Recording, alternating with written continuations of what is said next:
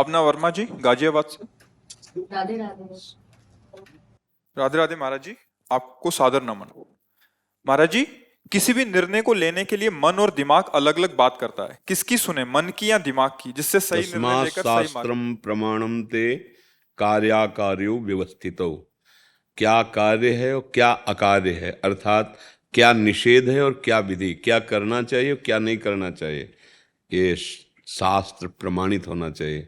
मन बुद्धि तो बहुत बदमाश है, दोनों मिलकर के हमारा आज तक पतन ही कराते रहे हैं। इनकी सुनो और शास्त्र या गुरुजनों के वाणी से इसका प्रमाण लो। अगर ये सही सलाह नहीं तो इनकी बात मत मानो। ये किस अभी तो को ठीक निर्णय कर रहे, 2 मिनट बाद इतना गलत निर्णय कर देंगे, हम इनकी क्या क्या बात माने। इनका निर्णय ठीक नहीं होता मन बुद्धि का, उसकी जांच करनी पड़ती है। भगवान इसीलिए कह रहे हैं मय्येव मन आधत्स्व मयि बुद्धिम निवेशय। तुम अपना मन बुद्धि मेरे में लगा दो, अर्थात भगवान की क्या आज्ञा है, इस विषय में भगवान क्या कहते हैं, तो वो बात जानने के लिए सत्संग सुनना पड़ेगा, साधु समागम होगा। क्योंकि बिना संत संग के मति निर्णय करने लायक नहीं रहती। अब जैसे आप जो बातें सुन रहे हैं और अगर श्रद्धा विश्वास रख रहे हैं तो कहीं भी इसके विपरीत होगा तो आपका, वहाँ हमने बात सुनी थी उन संत की, ये बात ठीक नहीं है, तो वो उससे हम मन को बुद्धि को सपोर्ट करने से रुक जाए। अगर हम सपोर्ट ना दें तो ये दोनों कुछ नहीं कर सकते। हमारे बिना दस्तखत के हमारा मन कुछ नहीं कर सकता, क्योंकि आपको इतना लुभायमान कर देता है कि आप निर्णय करने लायक नहीं रह जाते और उसी के साथ बह जाते हैं। जितने पापाचरण हो रहे हैं वो इसी मन के द्वारा हो रहे हैं। मन बुद्धि की सलाह जैसी हुई, जो दिखाया, जो संकल्प बनाया, वही क्रिया की, तो वो दुर्गति पक्की हो जाती है। अब साधुता या भगवत मार्ग या दैवी संपदा या मानवता तभी आएगी जब भगवान की आज्ञा के अनुसार चलोगे। भगवान की आज्ञा श्रीमद् भगवत गीता जी, श्रीमद् भागवत या भगवत प्रेमी महात्माओं के वचन, भगवान की वाणी ही तो हम लोग गाते हैं, शास्त्रों की बात ही तो गाते हैं। अपनी अनुभूति और शास्त्र के वचन दोनों मिला करके वो परम मंगल के लिए वही तो गान करते हैं। तो हम केवल अपने मन बुद्धि की बात ना माने, नहीं हो तो बहुत आजकल यही हो रहा है ना, मन बुद्धि की बात। देखो ना क्या हो रहा है, तमाशा हो रहा है, अपने जीवन के साथ खिलवाड़ हो रहा है, सर्वनाश का खेल खेल रहे हैं। कौन? यही मन बुद्धि, इन्हीं की सलाह से। अब जैसे बात कहो तो चुभता है। आज जो हमारी नवीन पीढ़ी है जिस स्तर से गिर रही है, तो समाज का क्या होगा, क्या होगा। छोटे छोटे बच्चे अपने जीवन को नष्ट कर रहे हैं गंदी चेष्टाओं से, बच्चे या बच्चियां सब, क्योंकि उनको ज्ञान ही नहीं है कि इस समय हमारे जीवन का कर्तव्य है विद्याध्ययन, संयम और वो सद्गुण सीखने जिससे हम देश सेवा, समाज सेवा, परिवार सेवा कर सकें। वो केवल मन बुद्धि की सलाह है ना। वो लोग कैसे कैसे आचरण हो रहे हैं, कैसे आचरण। एक बच्चा 4 फ्रेंड बनाए, वो बच्ची हो ऐसे, उनसे ब्रेकअप, उनसे वो, ये क्या हो रहा है, ये क्या हो रहा है। अपने जीवन के साथ खिलवाड़ कर रहे हो, अपने जीवन को नष्ट कर रहे हो, और इसको तुम समझ रहे हो मनोरंजन। आगे चल के देखना तुम्हारा यही मन तुम्हारी किस स्थिति को जागृत करेगा। बैठे बैठे इसी रूम में जलोगे, अशांत रहोगे। फिर जो तांडव होता है ना, फिर देख ही रहे हो, समाचारों में सुन रहे हो, संसार के हाल देख रहे हो। मन बुद्धि की बात मत मानो। मन बुद्धि जो कह रहा उसकी जांच करो शास्त्र वचन से, संतों के वचनों से। यदि सही है तो दस्तखत कर दो, और गलत है तो ना, फिर ये कुछ नहीं कर सकते। मालूम मन कह रहा है ये देखो, वहां चलो, वो भोगो, चलो, नहीं, गलत है, नहीं। अब वो जलाएगा, प्रमथन स्वभाव का, चुपचाप सह जाओ, वो तुम्हारे अधीन होने लगेगा। हम लोग सह नहीं पाते तो उसके अधीन हो जाते हैं, जो कहता है वैसा। फिर कहते हैं यार अंदर से आया था कि ना करो, पर पता नहीं किसने करवा दिया, इच्छा तो नहीं थी हमारी। यही भूत है, यही भूत, मन रूपी भूत है। इसीलिए हम सबसे प्रार्थना करते हैं नाम जप करो, नाम जप। उससे क्या होगा कि तुम्हारी बुद्धि में विवेक जागृत होगा, और विवेक निर्णय करने की सामर्थ्य रखता है। बुद्धि तो सलाह ही दे रही है, बुद्धि तो सलाह दे रही है। ये जो माता पिता का अपमान करके बच्चे मनमानी आचरण कर रहे हैं, ये बुद्धि की तो बड़े बुद्धिमान हैं, बड़े बुद्धिमान। देखो कितनी बुद्धि, मतलब उनकी अगर बुद्धि देखो, अगर सतमार्ग में लग जाए तो ये देश सेवा और भक्त बन जाए, ये मंगल करें। पर वो बुद्धि बहुत है, प्रयोग गलत है। बुद्धि बहुत है, उसका प्रयोग गलत है। तो हम मन बुद्धि की बात ना माने, मन बुद्धि की वो बात माने जो शास्त्र सम्मत हो, समाज सम्मत हो, संत वाणी के अनुकूल हो, भगवान की प्राप्ति के लिए मानो देह मिला है। मन मानी आचरण, न यहाँ सुख न परलोक में सुख। तो हमारी तो प्रार्थना यही, इसलिए जैसे गीता पृष्ठ से आस्तिकता की आधारशिलाएं, बहुत से ऐसी छोटी छोटी पुस्तिकाएं हैं जिनको पढ़ना चाहिए, तो आपको पता चलेगा कि कौन सा कार्य करना चाहिए, कौन सा नहीं करना चाहिए, क्या भगवान हैं, उनके भजन से क्या मिलता है, हमारा उद्देश्य क्या है, हमारा जीवन क्या है। तो हमें तो लगता है कि सत्संग सुनो और 10 मिनट 20 मिनट निकाल करके कुछ ऐसी, जैसे भाई जी हनुमान प्रसाद पोद्दार जी, पूज्य राधा बाबा, जय दयाल गोविंदका जी, स्वामी श्री राम सुखदास जी, इन महापुरुषों के वचन की छोटी छोटी भी हैं, तो आप 2 पेज पढ़ो, पर उसको अच्छे से ध्यानपूर्वक पढ़ो। फिर सत्संग सुनोगे तो और प्रवीण हो जाएगी, बुद्धि प्रवीण हो जाएगी, तो मन को रोकने में समर्थ हो जाएगी। अभी बहुत गंदा मन और बुद्धि है, वो 1 मिनट तो थोड़ी अच्छी बातें सुनवाएगा, फिर वो बुरे कार्यों में लगा देगा। नाम जप करो, ये नाम ऐसा है सब ठीक कर देगा। नाम जप के बिना मन बुद्धि का आज कोई भरोसा नहीं, आज क्या कभी नहीं रहा। ये मन का स्वभाव है, ये बहुत चंचल प्रवृत्ति का। एक क्षण तो ऐसा निर्णय करेगा कि आपको मित्र बना लेगा अपना, बहुत यार ठीक बात, दूसरी क्षण इतना गंदा करेगा कि आपको लगेगा कि मतलब क्या है ये। कबहू मन रंग तुरंग चढ़े, कबहू मन सोच करे धन का, कबहू मन नारी प्यारी लगे, कबहू मन त्याग चले बन का। इसकी वृत्तियां जो है ना क्षण क्षण में बदलती रहती है, ये विश्वसनीय नहीं है। विश्वसनीय सबसे बड़ा दुश्मन मन है, अगर ये ठीक कर लो तो सबसे बड़ा दोस्त भी यही है। जीता हुआ मन मित्र है, और मन के अधीन हुआ वो मन शत्रु का काम करेगा, नाश कर देगा। देखो ये जो जेल भरी है ना, ये मन से ही भरी है। ये जितने बड़े बड़े रोग है ना, ये मन से ही। हमने पाप किए, भोगना पड़ेगा। किसने पाप करवाया? इसी देवता ने, इसी दे ये कर लो बहुत बढ़िया रहेगा। तो इनको ठीक करना पड़ेगा। इसलिए भगवान गीता जी कहते मन मना भव मद भक्तो माद्या जी माम नमस्कुरु। ये मन मेरे को दे दो, लेकिन सब कुछ देने के लिए भले राजी कर लिया जाए, मन नहीं देंगे। और भगवान कह रहे मन मना भव, भगवान कह रहे तुम्हें दान करना है, ये मन मेरे को दे दो। मेरे सबकी ममता ताग बटोरी, मम पद मन है बांध। फल फूल चढ़ा देंगे, मन नहीं देंगे। और काम बनेगा मन देने से। सा वही मन कृष्ण पदारविंदयो, मन भगवान के चरणों में अर्पित कर दिया। अब कोई और दान करने की जरूरत नहीं रह गई अगर मन दान कर दिया। हम लोग थोड़ा कंजूस हैं, और कुछ देने का उत्साह रख सकते लेकिन मन नहीं दे सकते। और गति बनती मन देने से। जो आनंद भगवदानंद दिव्यानंद वो इसी मन देने से होता है। तो सबसे प्रार्थना है मन बुद्धि के अनुसार मत चलो, मन बुद्धि को शास्त्र के अनुसार चलाओ, धर्म के अनुसार चलाओ, जो गुरुजनों की वाणी उसके अनुसार चलाओ। अभी सुखी हो जाओगे, अभी सारे पाप नष्ट हो जाएंगे। अच्छे अच्छे विचार जो हमें शीतलता देते हैं ना, वो चाहे जितने करोड़ों का बना हुआ अच्छा रूम हो और उसमें एसी हो, सब सुगंधित पदार्थ रखे हो, वो सुख नहीं देंगे जितने अच्छे विचार सुख देते हैं। हम क्या होते हैं, बुरे विचारों में फंसते चले जा रहे हैं। अशांत, चिंता, भय, शोक देख लो ना, आपके अंदर देख लो। एक आए थे सज्जन, तो उन्होंने कहा कि जीवन में जो संपत्ति चाहिए हमने प्राप्त कर ली, जितनी अच्छी संपत्ति है। पद चाहिए तो बहुत से भारत से हमें वो रत्न आदि ये सब मिले, पर मुझे अब भय लग रहा है। क्यों?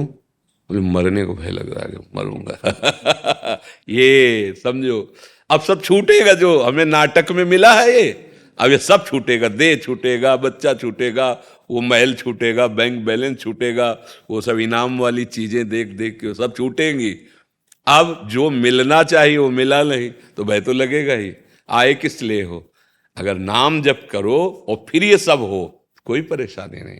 भगवान की भक्ति नहीं, भगवान का नाम जप नहीं, तो अब आखिरी समय और पता है सब छूटेगा। अब घबरा रहा है, जहाँ जाना है वहाँ परिचय नहीं, और जहाँ जाना है वहाँ के लिए धन नहीं। यहाँ का पैसा नहीं चलता, वहाँ नाम रूपी धन चलता है। परम धन राधा नाम आधार, राधा राधा राधा। तो मन बुद्धि को शास्त्र संयम के अनुसार, शास्त्र आज्ञा के अनुसार जो चलाता है वही ठीक मार्ग पर चलकर सुखी होता है। एक बड़ा प्रश्न ये रहता है कि हम सामाजिक कार्यों में इतने व्यस्त हो जाते हैं कि अपने निजी जीवन में अनुशासन नहीं आ पाता। हाँ, है, बड़ा प्रश्न ही है। अगर जीवन अनुशासित नहीं है, मतलब हम मन और इंद्रियों को कंट्रोल में नहीं रखते, मनमानी आचरण हो जाते हैं या अधर्माचरण हो जाते हैं या समय व्यर्थ नष्ट करते हैं, बहुत बड़ी चूक है। तो हम जिन कार्यों को कर रहे हैं वो भगवान की सेवा ही है, कि कोई भी कार्य हो।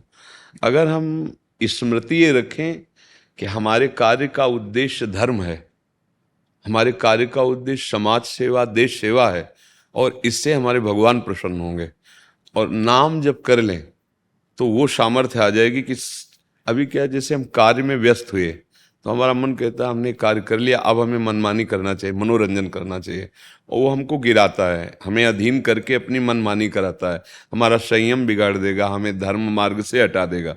अगर नाम जब चलता रहे तो सच्ची मानना नाम आनंद सिंधु है, अद्भुत आनंद है उसमें। बड़े से बड़े कष्ट को भी सहने की सामर्थ्य नाम में आती है, बड़े से बड़े प्रतिकूलता। जैसे आप सेवा में हो तो सब जगह अनुकूलता ही थोड़ी मिलेगी, आप सेवा करोगे सामने से प्रतिकूलता आएगी। हम उस प्रतिकूलता को तभी जीत सकते हैं जब अध्यात्म में हमारा प्रवेश हो, नहीं तो टूट जाएंगे। अगर आप ठीक चल रहे हैं, कोई पापाचरण नहीं कर रहे, कोई कानून विरुद्ध आचरण नहीं, तो आपको भय नहीं लगना चाहिए। भय क्यों लगता है? जब हम पक्की बात, कोई जानता नहीं पर गुप्त रूप से कहीं ना कहीं मुझसे धर्म विरुद्ध आचरण हुआ है, हो रहा है, तभी भय मेरे हृदय में व्याप्त होगा, अन्यथा हो ही नहीं सकता। निर्भयता भगवान के आश्रय से आती है। देखो, अगर आप ब्रजमंडल में सेवा कर रहे हो तो मानो आप भगवान की गोद में हो। ये 84 कोश भूमि साक्षात श्री कृष्ण का स्वरूप है। ये ब्रजभूमि बड़ी दुर्लभ है, और यहाँ सेवा मिली है तो ब्रजवासी और संतजन पूरे 84 कोस में। अब जो भी आता है हमारी महारानी जी के महल में, इस ब्रज में, वो भगवत भक्त ही होगा। हमारी तो भावना यही रहती है। आप जहां जो सेवा कर रहे हैं वो हमारे ठाकुर की सेवा हो रही ना। जैसे हम ठाकुर जी विराजमान करके श्रृंगार कर रहे हैं और आप 84 कोस भूमि में सेवारत हैं, तो कहीं ना कहीं हमारे प्रभु की सेवा हो रही ना। ये ब्रजभूमि प्रभु का स्वरूप है ना। हाँ, बस हमसे त्रुटि ना हो। ये मन और ये बुद्धि, ये दो ऐसे दुश्मन हैं हमारे जो हमारा नाश करते चले आए हैं।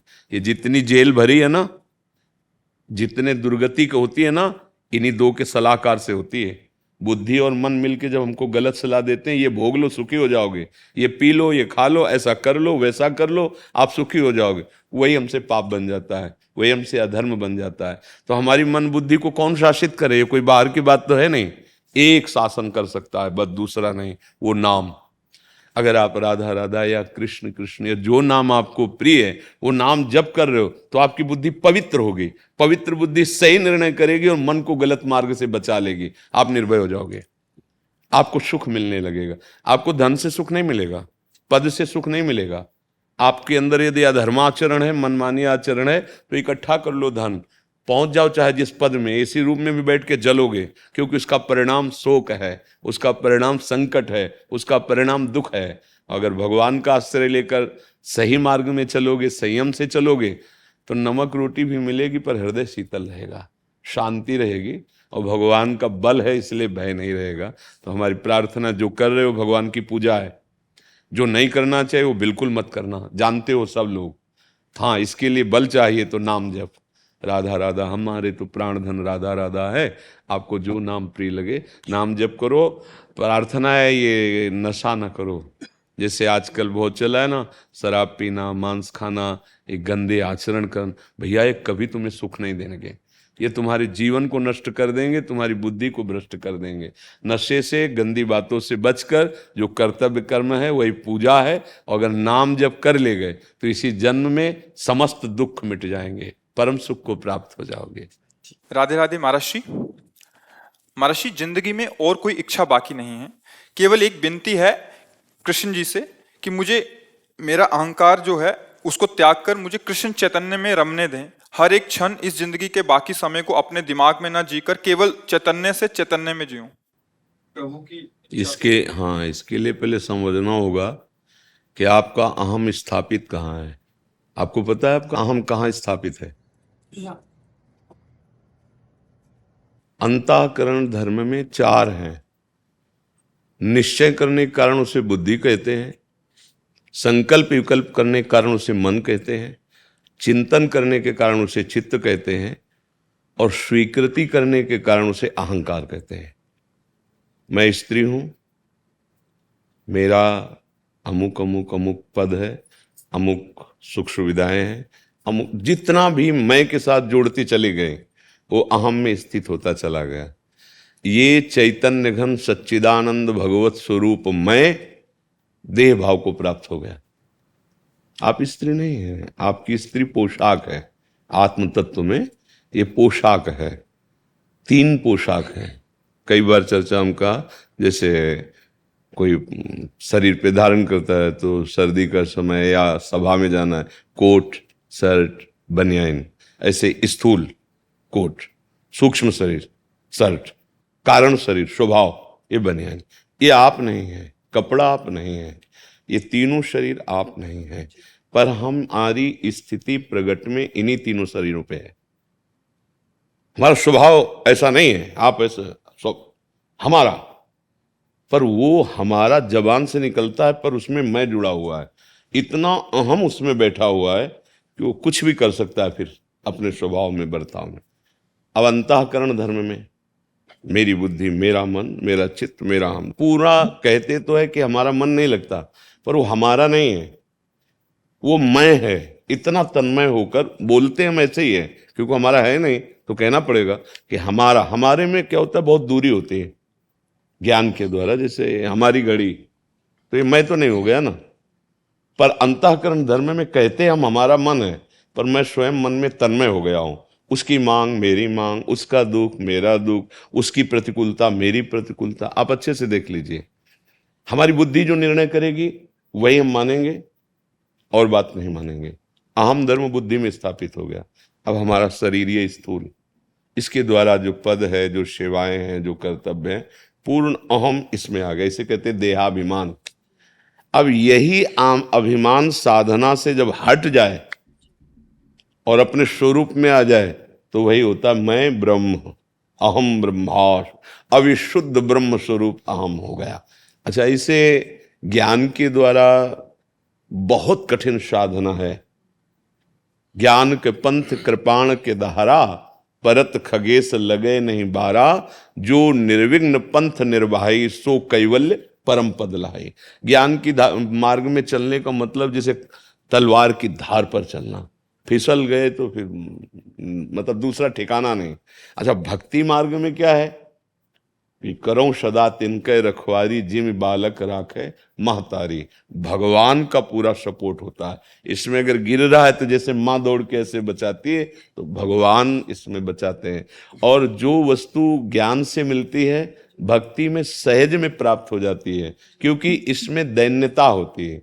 इसमें भक्ति का जो स्वरूप है, महाप्रभु चैतन्य देव जी ने कहा, तृणादपि सुनीचेन तरोरियु सहिष्णुना अमानिना मान देन कीर्तनीया सदारी। जो अपने को तृण से नीच समझता है, संसार में सबसे नीच तृण होता है। जो नीचे पड़ा है, पादुका भी पड़ी, सब पड़ा, वो कुछ तृण से भी नीच अपने को। अभी बहुत ऊंची स्थिति है। जैसे ज्ञान में अहम ब्रह्मास्मि की और इसमें दैन्यता की।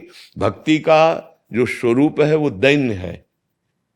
श्री हनुमान जी से भगवान श्री राम जी कहते हैं, सो अनन्य गति जाके असमति न टरे हनुमंत, मैं सेवक सचराचर रूप स्वामी भगवंत।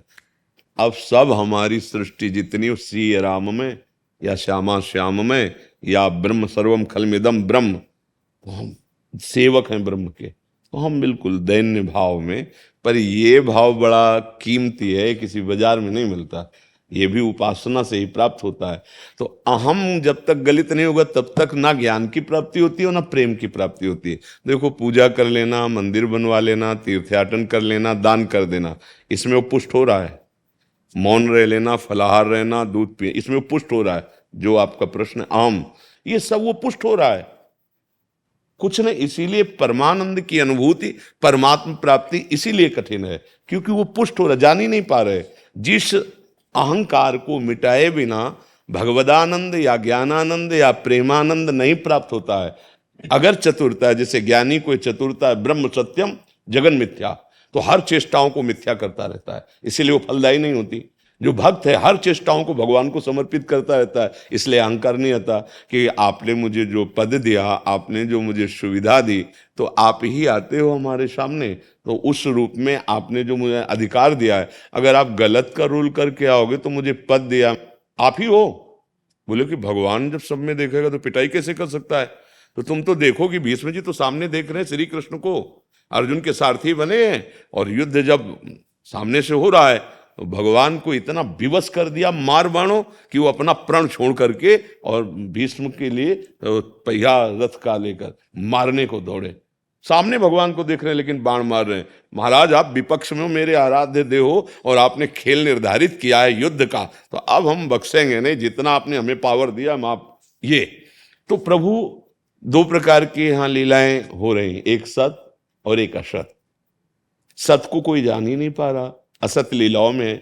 तो यदि अधर्माचरण करते हो प्रभु, हमें स्वांग दिया इस पद का, तो हम आपको दंड दिए बिना नहीं छोड़ेंगे, चाहे कोई भी पावर लगा लो, चाहे धन बल से या कोई अपने बल से मुझे भयभीत करके अपने धर्म से हटाना चाहे, कदापि नहीं हो सकता। ये मेरी सेवा है, हम आपको दंड देंगे। अगर अधर्म में हो, और धर्म में हो मुझे पता चल जाएगा, तो ना किसी के भय बल से ना किसी के धन बल से हम आपको दंड पाने नहीं देंगी। ये हमारी भगवत सेवा। दिखाई दे रहा है अहंकार, लेकिन ये अहंकार समर्पित और भगवत स्वरूप हो जाएगा। जब तक हमारे को ज्ञान नहीं होता तब तक इस अहंकार से मुक्त करना बड़ा कठिन है, क्योंकि संस्कृति मूल शूल प्रदनाना सकल शोकदायक अभिमाना, ये संस्कृति की मूल जड़ है। बहुत ऊंचाई से है ये अहंकार, बहुत ऊंचाई से।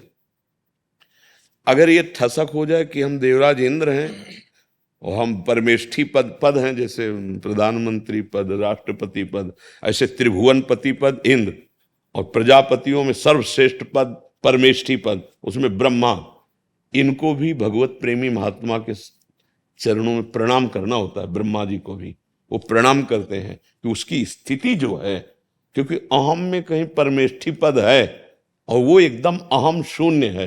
ये जो अहम ज्ञान में दिखाई देता है कि मैं ब्रह्म हूं, इतना विशाल अहम बढ़ गया है कि अनंत ब्रह्मांडों में उस मैं ब्रह्म के सिवा कुछ है ही नहीं। सर्वम खलमिदम ब्रह्म, पवित्र हो गया। जब अहंकार प्रकृति में लगता है तब वो दोष युक्त होता है, जैसे प्राकृतिक रचना शरीर की, प्राकृतिक रचना पद की, प्राकृतिक भोगों की, सुविधा की, अब ये दुर्गति का कारण बनता है यदि सही प्रयोग ना हुआ तो हमारा अहंकार भगवान का आश्रय लेकर और भगवत सेवा भाव से समाज में जो पद मिला है उसकी सेवा और नाम जप। अगर नाम जप नहीं है और भगवत भाव से सेवा नहीं है तो फिर अहंकार नहीं मिटाया जा सकता। ये बहुत ही दृढ़ है। हम सत्संग में कई बार सुनाया कि एक महात्मा दूध का आहार करते थे और भारत की समस्त नदियों का भ्रमण किए। बहुत बड़ी बात है, भारत की नदियों का समस्त भ्रमण। तो उन्होंने जब सुना महाप्रभु चैतन्य देव कीर्तन में प्रेम रस बरसा करते हैं कृष्ण नाम की, तो उनको लगा कि जब मैं दर्शन के लिए जाऊंगा तो वो उठ करके मुझे हमें, क्योंकि मैं इतना तपस्वी हूं, मैं इतना, वो मुझे गले से लगाएंगे। गए वहां तो जहां कीर्तन की ध्वनि गूंज रही थी तो महाप्रभु एकदम रुक गए और कहा कौन बहिर्मुख पुरुष आ गया जिससे मेरा प्रेम रस सूख रहा है। और वही महात्मा जी आए थे। यहां तो उल्टा हुआ, वो तो सोच रहे थे सम्मान होगा गले से लगाएंगे, तो सब जितने उपासक थे, जितने प्रेमी जन थे, वो देखने लगे महात्मा, अच्छा ये आए, चलो हमारा प्रेम सूख रहा है तुम्हारे आने। अब वो बाहर गए तो अब उनके हृदय में बहुत ग्लानि हुई कि इतना मैं नीच हूं। महाप्रभु आपका तो अवतार ही हुआ है नीचों को प्रेम प्रदान करना, मुझ दीनहीन पर कृपा। और रोना शुरू, जो ही रोने लगे तो भाग के महाप्रभु आए और गले से लगा लिया। आओ कीर्तन में, समझ रहे ना, तपस्या का अहंकार, दान का अहंकार, कोई भी अहंकार है तो वो सोने की जंजीर है, वो आपको बांध देगी। और जो लौकिक के अधर्माचरणों से अहंकार, ये लोहे की जंजीर है। पर बंधन तो दोनों का है। अगर खंभे में सोने की जंजीर से बांध दिया जाए तो आपको सुख मिलेगा क्या? बंधे तो उसमें भी हो। तो जब तक अहंकार से मुक्त नहीं हुआ जाएगा तब तक परमानंद की प्राप्ति नहीं। और उसको 3 उपाय हैं। भगवान का आश्रय, समाज की सेवा जरूर करनी पड़ेगी। अगर गुफाओं में भी तपस्या एकांत में की तो समाज में आना पड़ेगा। क्योंकि यहाँ का अन्न खाया है और ये समाज भगवान की है और तुम्हें सेवा करनी पड़ेगी जो जिस लायक है। अब आपको ऐसा पद दिया है तो आप अपने पद का सदुपयोग करते हुए समाज की सेवा और नाम जप और अंदर से भगवान का आश्रय, तो भगवान कृपा करेंगे, उस अहम को घसीट कर अपने चरणों में ले लेंगे तो आपको ठसक आने लगेगी। जैसे मीरा जी कहते हैं, मेरे तो गिरधर गोपाल दूसरो न कोई। कहाँ अहंकार रह गया?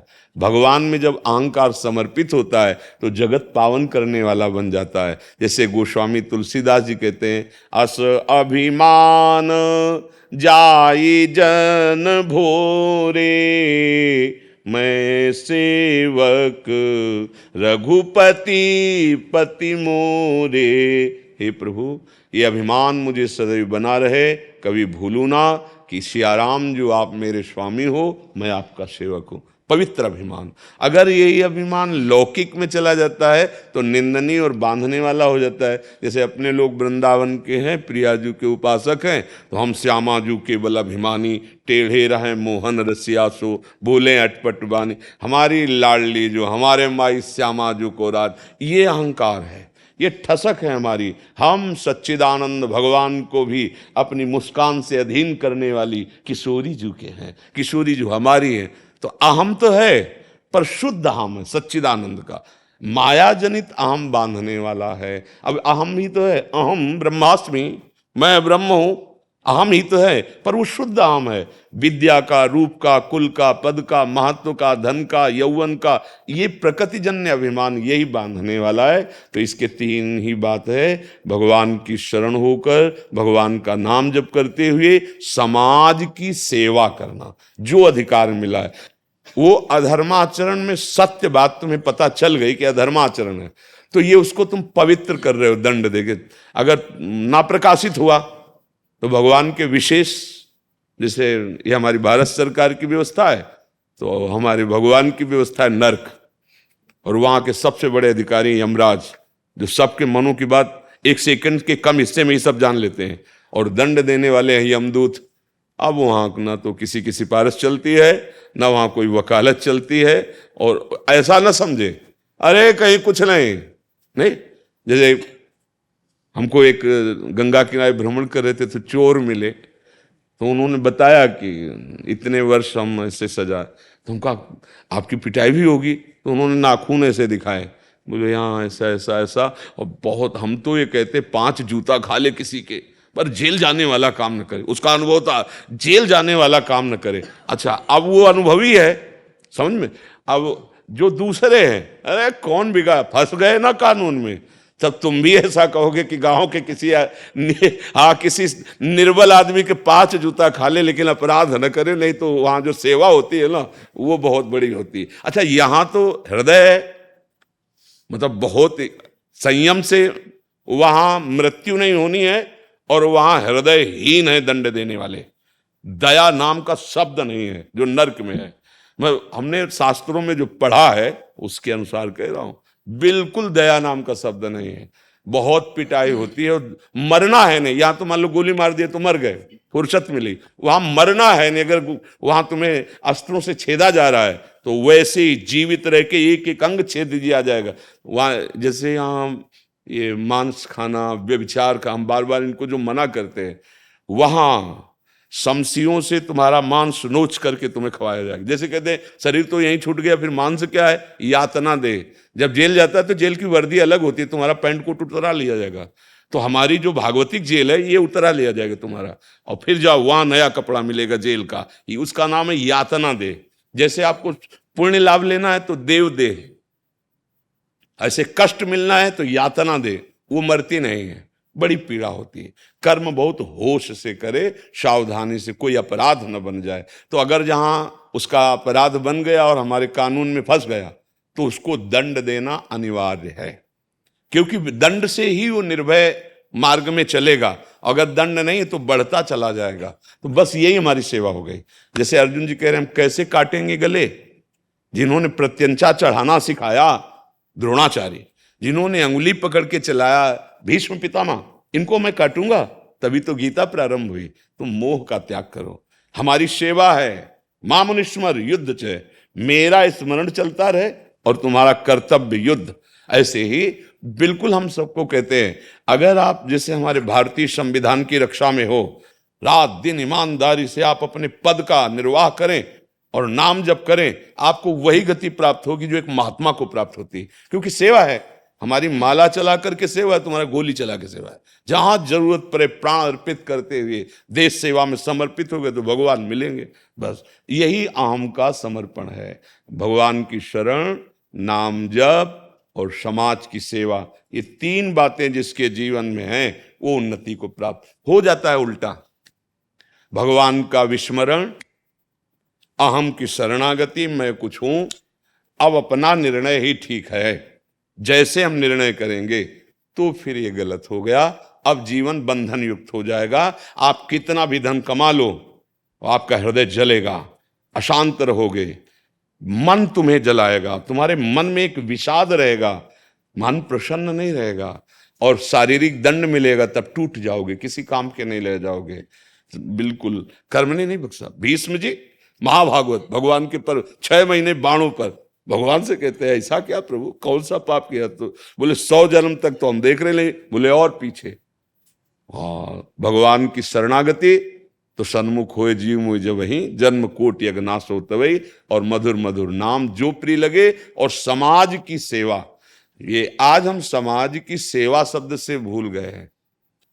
पद प्राप्त होने पर, बड़े बड़े पदों में बैठने पर हम सेवक भाव न रखकर स्वामी भाव रख लेते हैं, और जहां मनमानी आचरण हुआ तो फिर चूक हो जाती, पद भी चला जाता है और परमार्थ भी नहीं बनता है, क्योंकि ये टिकाऊ नहीं है।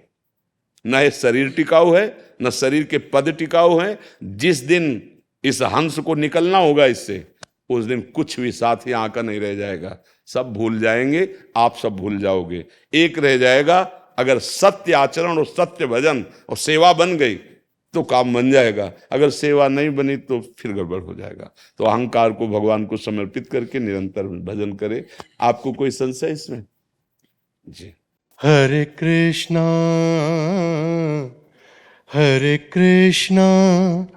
कृष्णा कृष्णा हरे हरे, हरे रामा राम राम हरे हरे।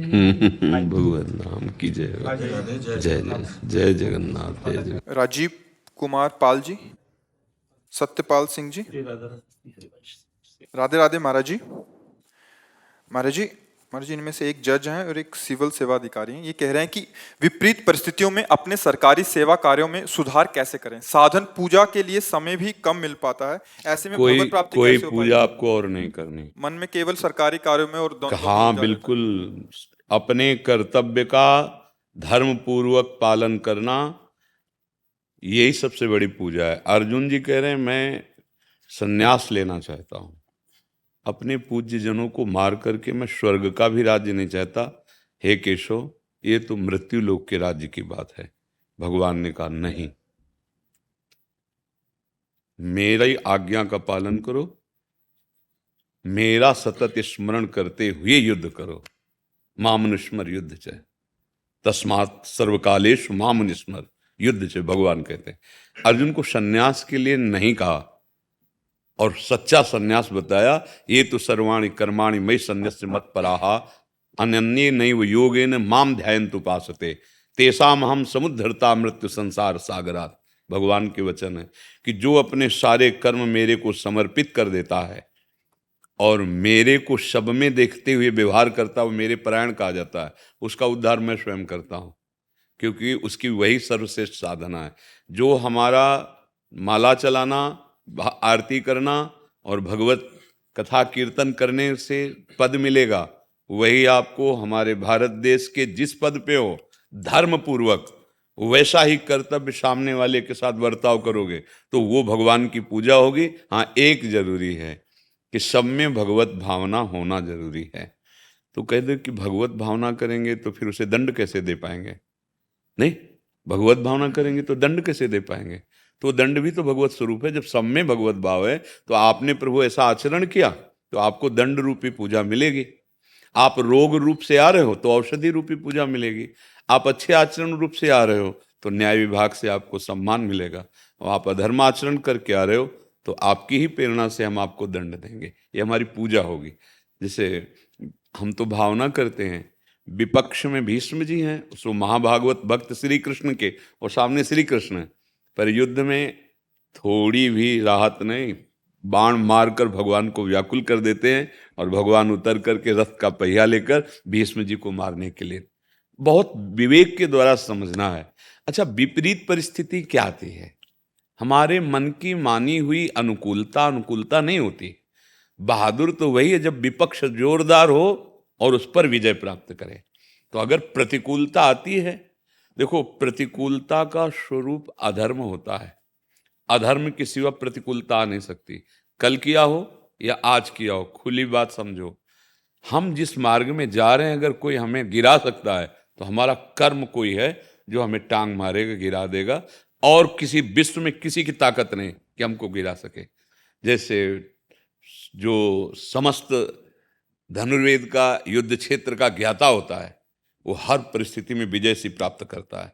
ऐसे अपने लोगों को गुरु कृपा से युक्तियां पता है कि तू कितनी भी टांग मार ले, तू पार्थिव शरीर पे मार सकती, मेरे पे नहीं। मेरी दृढ़ता को तू किसी भी तरह परास्त नहीं कर। ऐसे आप अपने कर्तव्य को पूजा समझकर दृढ़ रहिए। देखो, हम लोगों से गलती हो जाती है, जब हमारे अंदर अर्थ की प्रधानता हो जाएगी तो एक अंक छूट गया, जिसे कहते हैं धर्म, अर्थ, काम, मोक्ष। ये 4 पुरुषार्थ हैं। अगर धर्म पर दृष्टि रहेगी तो मोक्ष निश्चित मिलेगा, और अर्थ कामनाएं पर्याप्त, जिसमें तुम्हारा मंगल होगा उतने भगवान देंगे। और अगर धर्म छोड़ दिया, केवल अर्थ पर और काम भोग पर दृष्टि रहेगी, तो ना मोक्ष मिलेगा और ना शांति मिलेगी और ना कर्तव्य आपकी पूजा बन पाएगी। प्रायः ये हमें लुभायमान कर लेते हैं। अर्थ या किसी का दबाव, भय, ये 2 चीजें जीवन में नहीं होनी चाहिए। आप निर्भय रहो, सत्य पे चलते हो, किसी की सामर्थ्य नहीं। बता दिया, ये पक्का समझ लो, अगर कोई हमारे ऊपर हाथ उठाता है और उसका बल मुझे पीड़ा पहुंचाता है, तो सिर्फ मेरा कर्म उसकी भुजाओं में बैठा है। उसकी ताकत नहीं कि मुझे दंड दे देता, पर मेरा कर्म दंड भोगना है, इसलिए उसके अंदर प्रेरणा हुई और उसका भुजा बलवान हो गई और मुझे पीट दिया। नहीं, किसी की ताकत नहीं। ऐसे भी फिर जो भगवान की आराधना या किसी भी तरह भगवान का आश्रय लिए, ऐसा उसको कौन परास्त कर सकता है? तो प्रतिकूलता का आपने स्वरूप क्या समझा है, हम आपके भाव से जानना चाहते हैं। महाराज जी, प्रतिकूलता में भय उत्पन्न होता है, और उस भय में भगवान का स्मरण अचानक से छूट जाता है, और हम तर्कों और वितर्कों में पड़ जाते हैं। हाँ, प्रतिकूलता में भय नहीं होना चाहिए, प्रतिकूलता में प्रवीणता आनी चाहिए कि हम कैसे प्रतिकूलता से निकलें। आई हुई मतलब प्रतिकूलता का कोई एक स्वरूप नहीं है। मेरे मन के, मेरे पद के, मेरी मानी हुई मान्यता के जहां प्रतिकूल हुआ वही प्रतिकूलता आ जाती है। देखो, अगर हम कानून के अंतर्गत ठीक हैं और हम भगवद आश्रित नाम जप कर रहे हैं, तो हमको भयभीत नहीं होना चाहिए। ये पद ही जीवन नहीं है, इससे भी बड़े पद हैं। जहां ब्रह्मा भी नमस्कार करते हैं, ब्रह्मा सबसे बड़े पद पे हैं, परमेष्ठी पद पे, वो भी जिस पद को नमस्कार करते हैं वो भगवान के चरणारविंद का दासत्व है। मनुष्य जीवन का परम कर्तव्य है, परम धर्म सावै पुंसा परम धर्मो यतु भक्ति अधोक्षजे। यदि भगवान के चरणों में, अच्युत भगवान के चरणों में हमारा जीवन समर्पित हो जाए, तो ये मानव जीवन संपूर्ण हो गया, इसका लक्ष्य पूर्ण हो गया। अब आप जिस पद पे जितनी सेवा बनती हो, सत्य पे चल रहे हो, यदि आपको हटा दिया जाए, मान लो एक कह रहे हैं प्रारब्ध भोग या कोई कर्म ऐसा हटा दिया जाए, तो आप परास्त होने वाले हैं। क्या केवल पद से ही हमारा जीवन है? क्या हम केवल पद से ही भारत की सेवा कर सकते हैं? क्या पद ही से हम जिंदगी अपनी धारण किए हैं? बिल्कुल। जितने दिन सेवा है ईमानदारी से करूंगा, जिस दिन आपका मन हो बता देना, मैं आपको इस्तीफा दे दूंगा या आप हमको हटा देना। बिल्कुल बलवान रहो, भयभीत क्यों होते हो? क्या उतनी जिंदगी है? क्या उसके अलावा जीवन नहीं है? बिल्कुल। आप सत्य मान लो, भगवान ने जब सृष्टि बनाई तो किसी के सहयोग की जरूरत नहीं हुई, कोई था ही नहीं उनके सिवा, वही सब। तो आपके लिए वो क्या नहीं कर सकते? विश्वास कर लीजिए। हमारा विश्वास डगमगा जाता है, हमारी भक्ति कमजोर हो जाती है, तो हमें डर लगने लगता है। भयभीत होना भक्त का सबसे पहला लक्षण है। देखो, भक्त का मतलब किसी भेद से नहीं है, उस सत्य वस्तु की आराधना से है। आप धोती कुर्ता में, पैजामा कुर्ता में, पैंट शर्ट में आप महात्मा हो सकते हैं। अगर हमारा उद्देश्य ठीक है, हम धर्म से चलें, तो हमें कहीं डरने की जरूरत नहीं। हम पद के लिए घुटने नहीं टेकने वाले। जिसने हमें पद दिया, उस पद के जितने कर्तव्य हैं उससे पीछे नहीं हटेंगे। और ऐसे सत्यवादी, ऐसे भगवत मार्ग में या ऐसे अपने कर्तव्य में चलने वाले के मार्ग में रोड़े फेंके ही जाते हैं। वो भयावह या लुभायमान, दोनों प्रकार के रोड़े होते हैं। या तो नहीं आप लुभायमान हुए तो फिर भय आपको, तो आप निर्भय होकर के रहिए, क्योंकि हरि आपके साथ हैं, पक्का साथ हैं। पूरे हम जीवन का अनुभव कहते हैं। ये थोड़ी भगवान दर्शन दिए चले गए, वो ऐसे प्रेमी नहीं है, नहीं है।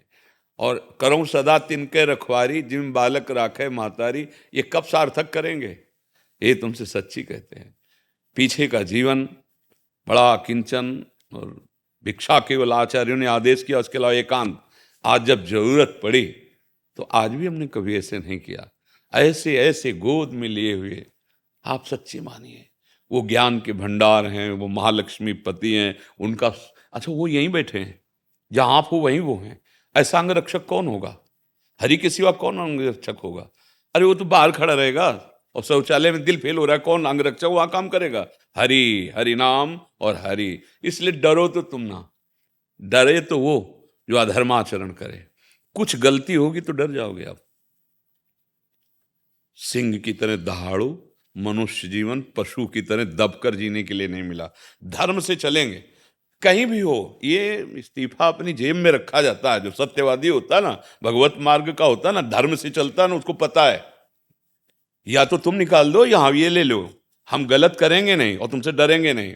अच्छा, मृत्यु ठीक समय पर है, ऐसे कि अकाल मृत्यु नहीं होती, ध्यान रखना।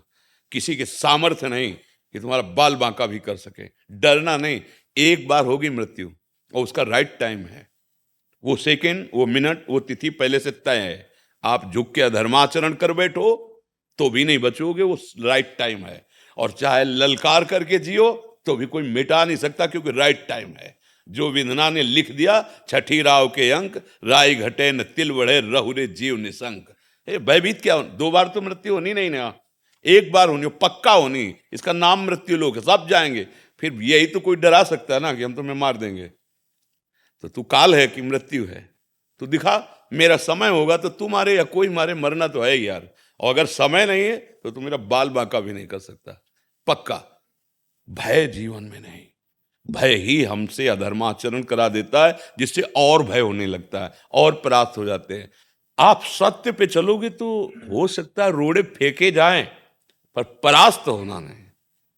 देखो, दोनों किडनी खराब है, डायलिसिस दुनिया, परास्त ऐसी तैसी। हम भगवान के अंश हैं यार, हम कोई पांचभौतिक शरीर हैं। सौरभ तिवारी जी, जौनपुर से। महाराज जी राधे राधे, आपके चरणों में कोटि कोटि नमन। महाराज जी, मेरी भक्ति में दृढ़ता नहीं बन पा रही। मेरी भक्ति और श्रद्धा में उतार चढ़ाव होता रहता है। कभी तो बहुत अच्छी चलती है और कभी पहली बात है, जो आचार्य महापुरुषों का उसको समझो। दीर्घ काल निरंतर सत्कार सेवितो दृढ़ भूमि। दृढ़ता कब आती है? जब दीर्घ काल तक निरंतर महत्व बुद्धि रखकर आदर के सहित जो साधना की जाती है। वैसे भी सदोई भाषा में कहते हैं, 12 वर्ष बिल्कुल कोई विघ्न बर्दाश्त ना करते हुए, मतलब विक्षेप ना पड़ने पावे तुम्हारी साधना में, तो तुम सिद्ध हो जाओगे। दीर्घ काल निरंतर सत्कार सेवितो दृढ़ भूमि। अब उतार चढ़ाव इसलिए आता है गुणों के प्रभाव से। हमारा अंतःकरण अभी गुणातीत थोड़ी हो गया है। 3 गुण है, सतोगुण, रजोगुण, तमोगुण। जब सतोगुण आएगा तो भक्ति अच्छी लगेगी, रजोगुण आएगा तो भोग अच्छा लगेगा, जब तमोगुण आएगा तो निद्रा आलस्य प्रमादोत्तम तत्तामसमुदाहृतम। नींद में पड़े रहना, आलस्य होना, अरे कौन भजन करे, प्रमाद होना, ऐसा। तो ये 3 गुणों का, रजोगुण भोग का मतलब अब चलो फिल्म देखते हैं, अब ऐसा करते हैं, मतलब नाना प्रकार का प्रपंच अच्छा लगेगा। और जब सतोगुण आएगा तो फिर भक्ति की तरफ मन लगता है। तो हाँ, तो हम शास्त्र की बात बता रहे हैं, तो वही सब शास्त्र जो लिखा हुआ कानून है यहाँ का आंतरिक। अब अगर हमारा नाम निरंतर चलता रहा तो इन त्रिगुणों के प्रभाव को रोक देगा, पर दीर्घ काल, ऐसे माला 2 माला की बात नहीं है। दीर्घ काल निरंतर सत्कार सेवितो दृढ़ भूमि। अगर नाम जप नहीं चल रहा है तो भ्रष्ट भी कर देंगे, ये तो कोई साधारण नहीं है। अपने में तन्मय किए और जिस विषय का दृश्य सामने उपस्थित किया वो गिरा देंगे, फिर मन ही नहीं लगेगा। पाप बन जाए ना तो फिर भजन में मन नहीं लगता। पापवंत कर सहज स्वभाव, भजन मोर ते भाव न काऊ। जो पे दुष्ट हृदय सोई हुई, मोरे सन्मुख आओ की सोई। निर्मल मन जन सो मह पाव, मोहि कपट छल छिद्र न भावा। भगवान कह रहे हैं। तो इसलिए आचरण हमें सुधारने हैं, नाम निरंतर जपना है, स्थिति सब अपने आप आ जाएगी। भोजन करते हैं चबा चबा के तो भूख मिटती है, तृप्ति होती है, जिससे भूख मिटे तृप्ति और पुष्टि होती है और क्षुधा निवृत्ति होती है। ऐसे ही हम जितना नाम जप करते हैं उतना हमारे स्वरूप का ज्ञान, मैं कौन हूँ, भगवान से प्रेम, और जैसे क्षुधा निवृत्ति ऐसे संसार के भोगों से निवृत्ति, वैराग्य, ये एक साथ होते जाते हैं।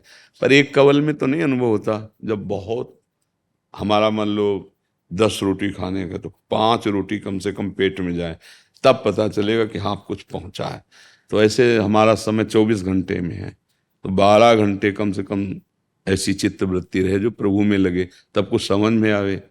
इसलिए निरंतर निरंतर हमें प्रभु में, तब वो दृढ़ भूमि होती है। पर जैसे आप चल रहे हो और थोड़ा थोड़ा कसते जाओ, बढ़ाते जाओ तो निरंतरता में आ जाएगी। अगर चले ना होते तो प्रश्न ही नहीं होता। भगवान की कृपा कि आप चलना सीखे परमार्थ में, तो आप कदम और मजबूत रखो और शीघ्रता पूर्वक रखो, अर्थात भजन बढ़ाओ और भोगों से हटने की चेष्टा करो। जो गृहस्थ धर्म में अत्यंत आवश्यक धर्मयुक्त भोग हैं उनको भगवान की पूजा मानकर स्वीकार करना, तो आपको वही मिलेगा जो दिव्य महात्माओं को मिलता है, वही तुम्हें मिल जाएगा। क्योंकि भगवान गृहस्थ विरक्त थोड़ी देखते हैं, भगवान तो प्रीति देखते हैं, साधना देखते हैं कि आप उनके लिए ऐसा कर रहे, वो दे देंगे। समझ में आ गया जी।